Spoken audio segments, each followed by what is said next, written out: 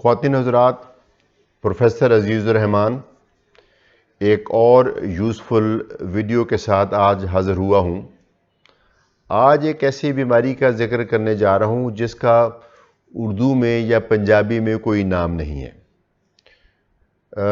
तो ये कॉन्सेप्ट भी थोड़ा सा नया है। नए से मुराद कुछ दहाइयों पुराना है, बहुत पुराने लिटरेचर में इसका जिक्र नहीं मिलता। और अभी भी हमारे कुछ लोग जो हैं, हमारे जो एक्सपर्ट्स हैं, अभी भी कुछ इसकी यानी क्वेश्चन करते हैं कि ये इसको एक बीमारी कहना चाहिए कि नहीं। बहरहाल ज़्यादातर लोग इसको एक बीमारी मानते हैं और इस बीमारी का नाम है मेटाबॉलिक सिंड्रोम। मेटाबॉलिक सिंड्रोम का थोड़ी सी मैं तशरीह कर दूं। सिंड्रोम हम कहते हैं अपनी ज़ुबान में जब कोई तीन चार खराबियां हमें इकट्ठी नज़र आए।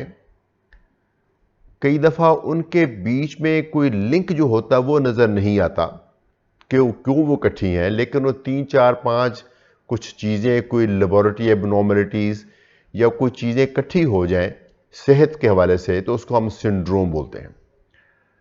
तो सिंड्रोम जो मेटाबॉलिक है, मेटाबॉलिज्म क्या होता है? जो हम खाते हैं खाने, वो बॉडी में उसकी एनर्जी बनती है, वो एनर्जी बनने के बाद हमारा पूरी बॉडी का सिस्टम चलता है।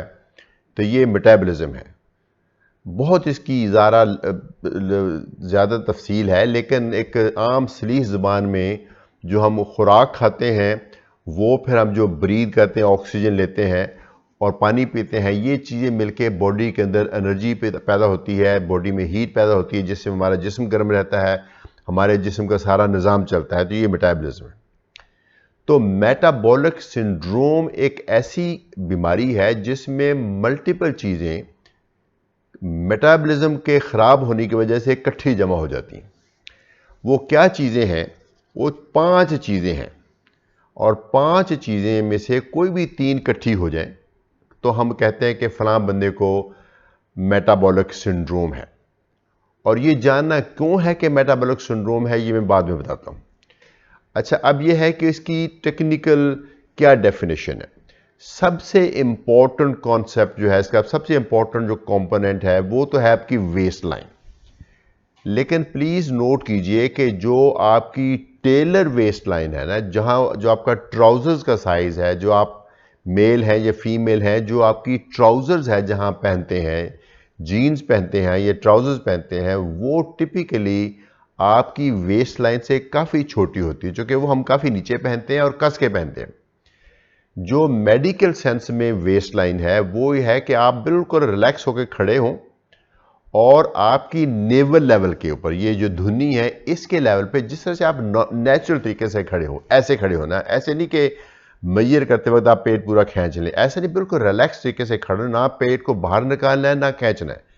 नेचुरल तरीके से खड़े होके, बैठ के नहीं, खड़े होके एक फीते के साथ मेयर करनी अपनी वेस्ट, बिल्कुल ऐसे लूज तरीके से। उसको फीते को भी बहुत नहीं कसना, लेकिन फिट होके साथ मिल जाए तो मेयर करनी अपनी वेस्ट लाइन। ठीक है। ऑफ कोर्स बेस्ट है कि आप शर्ट के बगैर चेक करें अपने प्राइवेट सेटअप में। तो अगर तो आप मर्द हैं तो आपकी ये वेस्ट लाइन होनी चाहिए 40 से कम, और अगर आप खातून हैं तो ये आपकी वेस्ट लाइन होनी चाहिए 35 से कम, 35 से कम इंचेस। ठीक है। 40 इंचेस मर्दों के लिए और 35 इंचेस औरतों के लिए। मैं एक चीज़ वाज़े करता जाऊं कि हो सकता है कि आप में से कई लोग पढ़ते हों इस चीज़ों के बारे में, तो इंटरनेट पे देखें तो आपको और डेफिनेशन भी मिल जाएंगी। इसके ऊपर हमारी अभी कंसेंसस नहीं है। कुछ अदारे दुनिया में ये भी कहते हैं कि मर्दों में 36 की लिमिट होनी चाहिए और औरतों में 30 की लिमिट होनी चाहिए, ये भी कुछ, या 32 की लिमिट होनी चाहिए, ये भी लोग कहते हैं।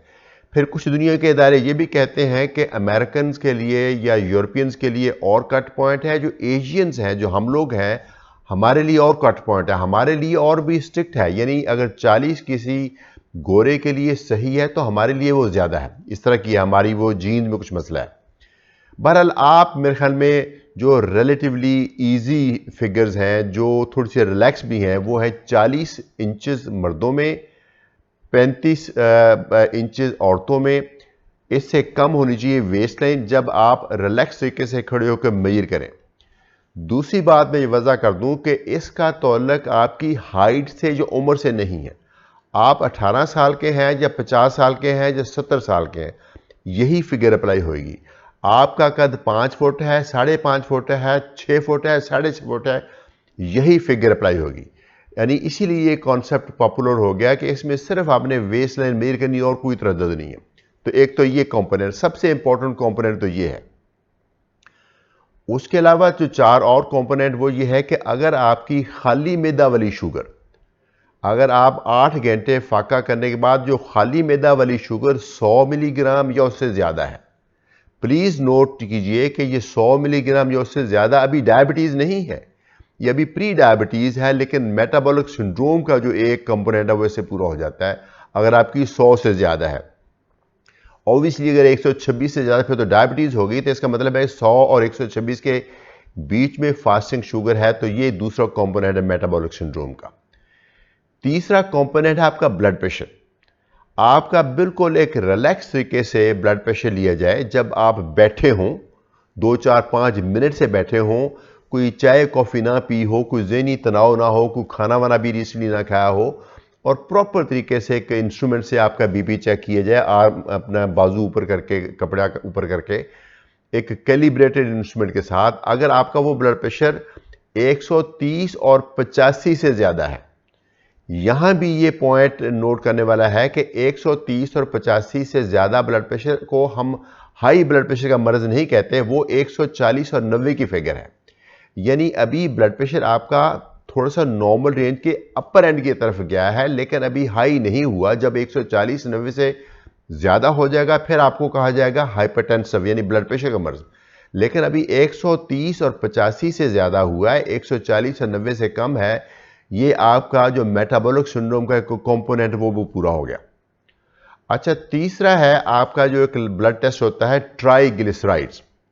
कोलेस्ट्रॉल का आपने देखा है, कभी कराया होगा, उसके 4-5 उसके फीचर होते हैं पैनल्स, लेकिन जो ट्राइग्लिसराइड है उसके अंदर, जो ट्राइग्लिसराइड जो फैट्स को, चर्बी को कहते हैं, अगर वो लेवल आपके ब्लड में 150 है, 150 मिलीग्राम या इससे ज़्यादा है, ये दोनों जेंडर्स में, मेल हो या फीमेल में हो, दोनों में एक ही। अच्छा, ब्लड शुगर की, ब्लड प्रेशर की और ये ट्राइग्लिसराइड की फिगर दोनों जो हमारे जिनसे हैं, मर्द या और, दोनों में एक ही अप्लाई होती है। तो ट्राइग्लिसराइड की फिगर है 150। अगेन मैं ये बात वाज़ेह करना चाहूँगा कि किसी का, बंदे का खाली ट्राइग्लिसराइड 150 हो जाए या 160 हो जाए, उसको हम दवाई नहीं देते। लेकिन जब ये मेटाबॉलिक सिंड्रोम के साथ 140, 150 या 155 होता है, तो फिर ये किस्म का हम इसको एबनॉर्मल समझते हैं। तो जो आखिरी इसका कंपोनेंट है वो है HDL। HDL क्या होता है? ये हाई डेंसिटी लाइपोप्रोटीन है। ये आम लोग इसको गुड कोलेस्ट्रॉल भी कहते हैं। अगरचे ये गुड लाइपोप्रोटीन कह सकते हैं, गुड कोलेस्ट्रॉल, कोलेस्ट्रॉल को तो हम समझते हैं वो तो गुड नहीं होता, लेकिन ये HDL के साथ जब वो कोलेस्ट्रॉल मिलता है ना, तो वो उस गुड हो जाता है। तो इसका लेवल अगेन, यहाँ पे अगेन जेंडर स्पेसिफिक है। अगर आप मर्द हैं तो आपका ये 40 से ज़्यादा होना चाहिए, और अगर आप औरत है तो 50 से ज़्यादा होना चाहिए। यहाँ थोड़ा सा कॉन्सेप्ट रिवर्स है, यहाँ ज़्यादा होना चाहिए क्योंकि ये गुड कोलेस्ट्रॉल है। अगर आपका 40, अगर आप मर्द हैं और 40 से कम है, अगर आप मर्द हैं, आपका HDL 40 से कम है, या अगर आप औरत हैं तो आपका जो अपना HDL है वो 50 से कम है, तो फिर ये आप किस्म ये भी कंपोनेंट पूरा होगा। याद रहे कि ये तमाम चीज़ें, ये फिगर्स तब एप्लीकेबल होंगी अगर कोई बंदा अभी दवाई नहीं ले रहा। अगर तो आप कोलेस्ट्रॉल की दवाई ले रहे हैं, कभी आप ब्लड प्रेशर की दवाई ले रहे हैं, अगर आप शुगर है तो दवाई ले रहे हैं, तो फिर ये कॉन्सेप्ट एप्लीकेबल नहीं है। फिर तो आपको बीमारी ऑलरेडी हो चुकी है, उसका इलाज हो रहा है। तो ये कॉन्सेप्ट तब एप्लीकेबल है कि अभी आपको कोई बीमारी डिक्लेयर नहीं की गई, लेकिन ये चीज़ें हो रही हैं, तो इसका मतलब है मेटाबॉलिक सिंड्रोम है। एक दफ़ा फिर रिपीट कर दूं, 5 कंपोनेंट है। पहला है वेस्ट लाइन। अगर आप मर्द हैं तो वेस्ट 40 इंच से ज़्यादा हो, औरत है तो 35 से ज़्यादा हो, तो एक कंपोनेंट पूरा हो गया। ब्लड प्रेशर आपका 130 और 85 से ज़्यादा हो तो दूसरा कंपोनेंट पूरा हो गया। ब्लड शुगर फास्टिंग 100 से ज़्यादा और 126 से कम हो तो तीसरा कंपोनेंट पूरा हो गया। ट्राइग्लिसराइड 150 से ज़्यादा हो तो चौथा कंपोनेंट पूरा हो गया। HDL अगर आप मर्द हैं और 40 से कम है आपका HDL, और अगर आप औरत हैं तो 50 से कम है, तो 5वां कंपोनेंट पूरा हो गया। इनमें से कोई भी 3 पूरे हो जाएं तो उसको कहते हैं मेटाबॉलिक सिंड्रोम है। तो फिर ये मेटाबॉलिक सिंड्रोम डायग्नोज करके करना है क्या है, क्या इसका मकसद है? इसका बुनियादी मसला ये मकसद है, मैं समझता हूँ कि मेटाबॉलिक सिंड्रोम का जो दूसरा पहलू है वो ये है कि ये एक किस्म की मेडिकल सेंस में खुशहाली का दूसरा नाम है। खुशहाली से मुराद ये है कि हमारे कॉन्सेप्ट, हमारा मुल्क में, हमारे लोगों में खुशहाली का कॉन्सेप्ट ये है कि अगर खाना मैसर है तो खाओ, और अगर काम करने की ज़रूरत नहीं है तो मत करो। माफ़ी चाहता हूँ अगर आपके सेंटिमेंट्स इस बात से मजरूह होते हैं, लेकिन ये है रियलिटी। हमारे मुल्क में अगर लोगों का ये कॉन्सेप्ट है कि अगर खाना अवेलेबल है तो खाते जाओ, अगर आप काम करने की नहीं ज़रूरत तो पानी भी खुद ना पियोगा, आपका कोई बंदा आपको पकड़ाएगा तो पिए, तो ये बिल्कुल गलत है। इस वजह से, इस प्रोसेस की वजह से कि हमारी जो बॉडी में जो मेटाबॉलिज्म स्लो हो जाता है, खाने की मिकदार ज़्यादा, कंजम्पशन कम, इस सूरत में हमारे वज़न बढ़ते हैं, वेस्ट लाइन बढ़ती है, ये सारी चीज़ें बढ़ जाती हैं। तो इसका मतलब ये हुआ है कि इसको हम रिवर्स कर सकते हैं, और अगर ये नहीं करते तो बेशुमार तरह के मसाइल आ सकते हैं। ये मेटाबॉलिक सिंड्रोम अगर वाहद एक बीमारी देखी जाए जो आपकी लाइफ को कम कर सकती है, जो आपको बाद में हार्ट अटैक का बायस बन सकती है, जो स्ट्रोक का बायस बन सकती है, गुर्दे फेल होने का बायस बन सकती है, लिवर फेल होने का बायस बन सकती है, तो वो मेटाबॉलिक सिंड्रोम है। तो मेटाबॉलिक सिंड्रोम अगरचे उसकी कोई अलामात नहीं, बड़े लोग खुश होते हैं कि माशाल्लाह से बच्चा बड़ा सेहतमंद है, लेकिन ये सेहत जो है बाद में जाके आपको महंगी पड़ेगी। अगर आपको मेटाबॉलिक सिंड्रोम है तो प्लीज़ इसका अभी से तदारक करें। इसमें किसी दवाई की ज़रूरत नहीं, किसी डॉक्टर से मशवरा ज़रूर लें ताकि वो आपको गाइड करे, लेकिन मोस्टली जो मेटाबॉलिक सिंड्रोम है इसकी ट्रीटमेंट जो है वो कॉमन सेंस के ऊपर बेस करती है, यानी वो चीज़ें जिसकी वजह से हुई है, जो किस्म की खुशहाली का गलत आपके ऊपर हो गया है इतलाक, उसको आपने रिवर्स करना है। बेशक आपको काम करने की नहीं ज़रूरत, अल्लाह ने आपको नेमतें दी हुई हैं, आप प्लीज़ अपनी हेल्थ के लिए जितना काम कर सकते हैं, जितनी फ़िज़िकल एक्टिविटी कर सकते हैं करें।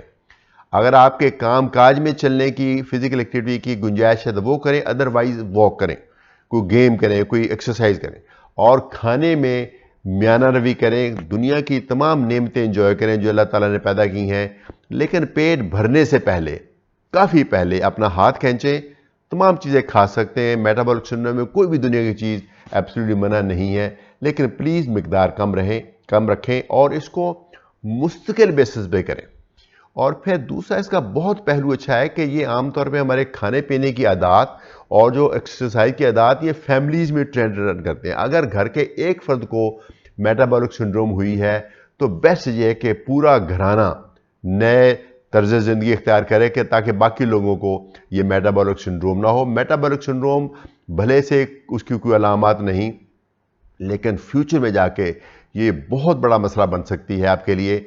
इसलिए अभी आपके लिए एक सुनहरी मौका है, और इतना अच्छा मौका कि आपको किसी दवाई की ज़रूरत नहीं, एक हेल्दी लाइफस्टाइल अडॉप्ट करें और मेटाबॉलिक सिंड्रोम से निजात अपने आप को दिलाएं। मुझे उम्मीद है कि ये कॉन्सेप्ट आपको पसंद आया होगा और इसके ऊपर आप अपने इसके ऊपर अमल करेंगे। किसी तरह की वजाहत चाहिए हो तो आप मुझे ज़रूर पूछ सकते हैं, मेरे इस लिंक पे यहाँ नीचे अपने कमेंट्स में लिखें। मैं फिर हाज़िर हूँगा। Professor Azizur Rahman from Medistand. अपनी बीमारी को समझिए।